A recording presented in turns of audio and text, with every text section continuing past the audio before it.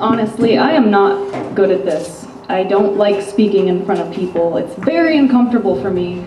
But I feel like this is my moral responsibility as a citizen who is concerned about what's going on everywhere in the world right now regarding Islam. So, forgive me for being terrible at this, okay? But let me introduce Frank George.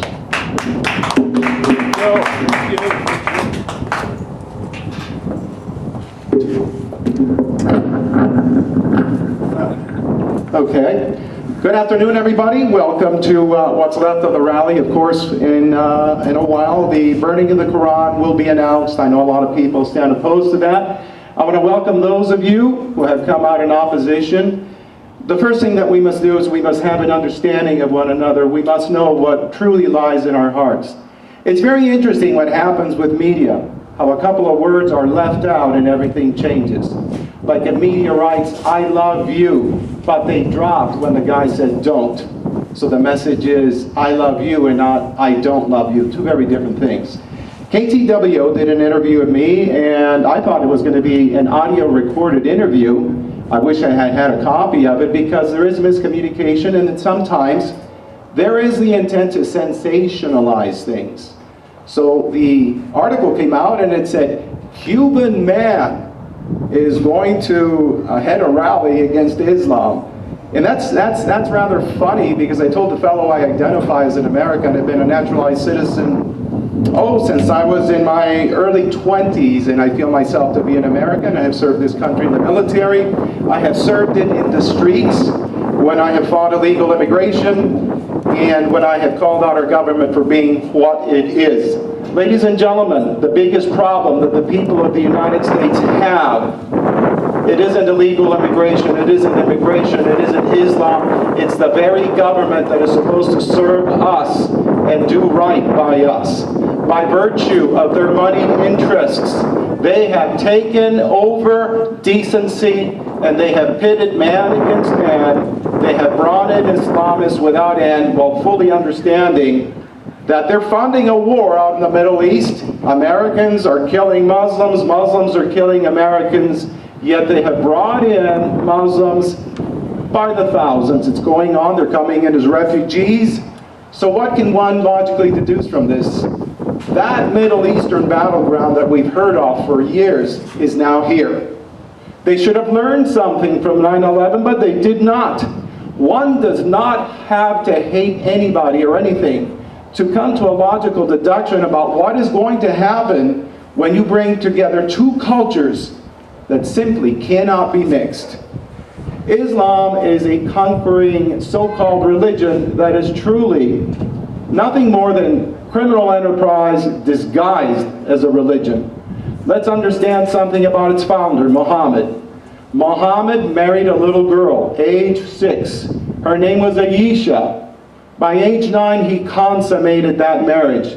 So what is this? We call this a pedophile. We call this a person who destroyed a little girl for his own interest. That is what that is. Ask any Islamist about who Muhammad was and ask them, did he really marry a little girl when she was 6? They'll have to tell you yes, because that is what it is. That's what happened with that. It didn't stop there. He had multiple wives. He went on to have this book produced, which is called the Quran. He could not read or write. Other people would write these things, and they were the result of when he had like epileptic seizures, and he would receive, I don't know, an inspiration from the angel Gabriel, if you can believe that. These days we call that a bullshitter.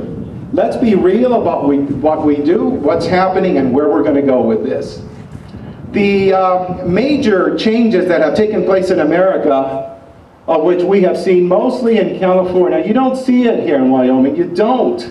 What you have here is refugees coming from around many different parts of the country, because Wyoming in many ways is like America used to be 40 years ago, maybe 50 years ago. Los Angeles, California is more a third world environment than anything else. And here's why. In 1965, immigration laws were changed. 1965 saw America as 91% white. That is not bad. White is not a bad word. I came here in 1957, 2 years before Fidel Castro took over the island nation of Cuba. We were not refugees. We had legit papers. I was told to respect Americans. I was told that if I was on a bus, get up, give them the seat, don't make any trouble. That doesn't happen anymore. You're vastly disrespected, and you're vastly disrespected for being white. But this country was the product of white Europeans. That's what it was. That's what the Founding Fathers was. It held the promise of freedom, and that freedom has not yet been fulfilled because you're told what to do from the morning when you get up to when you go to bed. They steal your money through something that's called legalized theft, taxes.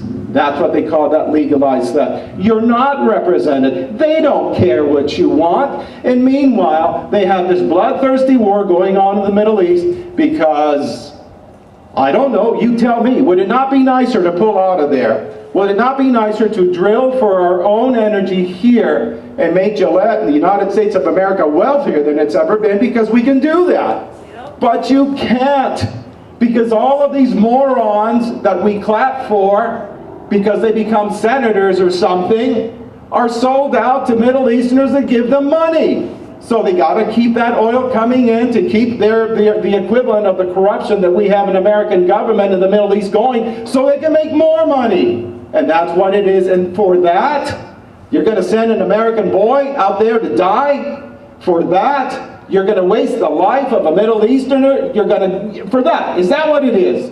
Is that what this country has become? A country that doesn't even honor its founding principles, a people who do not stand up for the freedoms that are theirs. Is that what we have become? Nothing but a useful tool for people who take our money and then they crap all over us, because that's all that it is. Look, I don't hate anybody. Hatred is something that is all-consuming. Hatred is something that will keep you up late at night. Hatred is something that happens after somebody has killed someone that you love and you have received no justice and you want to do it yourself. 9/11 showed us what hatred does. Why is it that these men were here to begin with? They came here on legal visas, these guys that flew the airplanes into the Twin Towers. And they let the visas lapse. They lapse into something called an illegal alien. I know what that is because I carried a green card for myself many years. And then finally, when I became an American citizen, I could relinquish that. So, some people have said, why the hell am I in Gillette? Even your illustrious mayor, who I think is a disgrace, said in the newspaper article, I wish he would just go away. No, I'm not going away. I just arrived, so get used to it. There's another thing that has got to be spoken of. Gillette came on the radar screen long before this mosque was raised. It happened when Bertine Bailly, a person who came to the United States as a refugee, who came from overseas as I did, went and started talking to people about starting a refugee resettlement program. That is when I first heard about that. Okay, so then how did you guys find out? Because I got an email from the East Coast telling me that a refugee resettlement program was going to be set up in Wyoming. You have 49 states that have that, and it's a disaster everywhere. Just ask a lot of people. Wyoming, you like diversity? Let's be diverse. Keep Wyoming, Wyoming, and have no refugee resettlement program. Refugee resettlement programs are another way of bringing in Muslims. Okay? It's another way of bringing in Islam. Does Islam love you? No, because you're called an infidel. In small numbers, nothing's going to happen. When they get their numbers up, you're in trouble. Just look at London, look at what's happened in Paris, look at what's happening in different places. They have their place in the sun. It's overseas. We have ours. It's here. If you value your freedom, if you value what you have, if you want to turn your back on me and look at the trees, because you have some idea that this is so very noble, to be looking at trees and trying to show some kind of disrespect, knock yourself out. But one of these days, you're going to hear that there's another 9/11, because that's in the works. You have open borders in a country that can secure its borders, but political interests have made it possible for those borders to remain open. It's never spoken of. You know, there's been 68,000 Americans killed by illegal aliens. That's 68,000 lives that could have been saved. You know how that happens? Because nobody knows who's coming over. They just come over, they rape, they kill, they murder. Nobody knows who the hell they are. And they do whatever they want. Hey, you can look this way if you want to. I'm actually rather pretty if you care to take a look. And the thing of it is our government has to take care of things like securing our borders. We have found out, because I've been out on those borders, that Islamists have been paying Mexican drug cartel members a lot of cash to come in. Why would they do that? The logical deduction is that there is an Islamic militarily trained fifth column in the United States. They're just waiting to rock and roll. What's going to come next is going to make 9/11 look like a walk in the park. And you people who lack compassion for those who died in 9/11, you people who think that everything's fine, if you don't wake up then, I don't know when it's going to happen. So do turn your back on me. I like it. I like it. That way I don't have to look at your faces, because there is nothing about you that accepts truth. You live in your own fantasy land. You live in your own fairy land. You've turned your back on your duties as a citizen. You've turned your back on your duties to your fellow man, because what's important to you? Fantasy. So live with it. But it's going to come and it's going to bite you in your ass, and you will turn around. The one thing that I want to say is that I am very much for the burning of the Quran. And I'll tell you why. I've met a number of Muslims throughout the years. I'm 66 years old, or I will be in December if I make it. I know a lot of you hope I don't, but I will. So let's understand what I've learned throughout the years. In my 20s, I met a very beautiful Arabic woman. This was in college. She wore these little mini skirts as they did. She was beautiful. She was a work of art. And following the passions of a young man, we finally got down to something, and she explained to me that there was nothing down there. It had been removed. It's an Islamic practice. She had the clitorectomy, the whole thing. There was nothing there. Nothing. She was actually ruined. So I would burn the Quran for her, for that shitty religion denying her femininity, her right to exist as a woman. You, of course, will turn your back because you don't care. Also, I want to burn it for Yisha because, again, she was denied being a child by nothing more than a rapist, by nothing more than a pedophile that you people love, because you say you like love, but you're the purveyors of hate. You facilitate it, and you don't see it.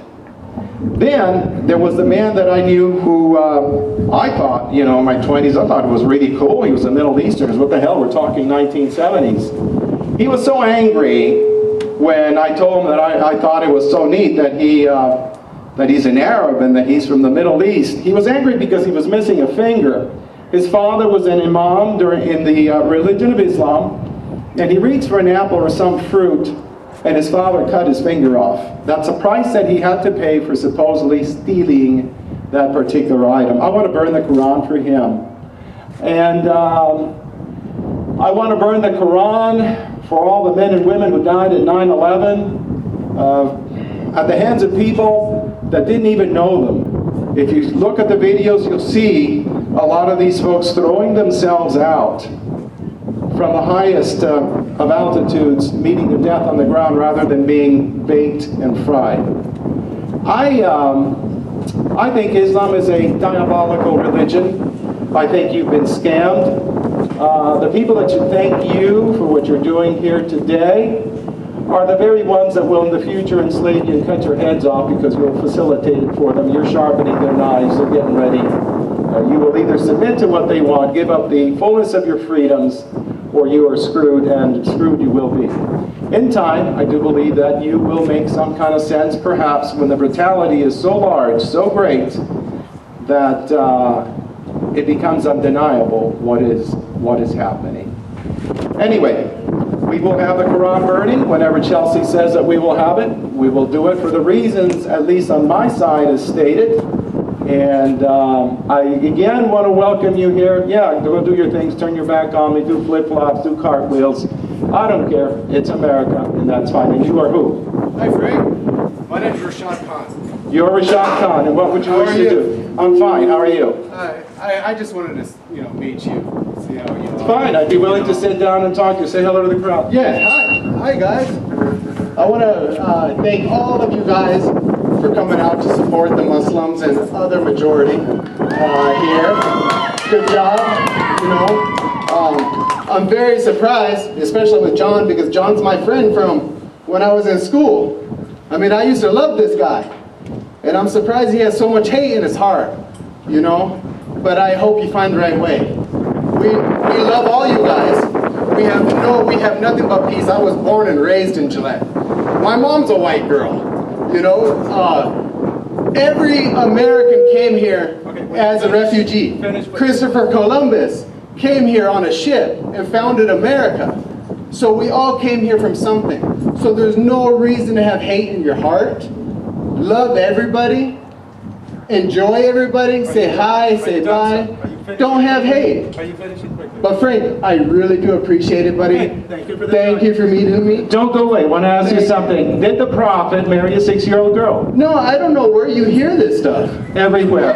You don't hear it. You know what? I had a couple of imams tell me this in California, so if you don't know enough about your religion, I want you to find out. Okay? Also, I would say this to a lot of people involved in religion. Look beyond your religion. Look for what is right and look for what is wrong. Thank you for attending, Rashad. Pleasure meeting you, sir. Maybe someday we can sit down and we can really talk about things.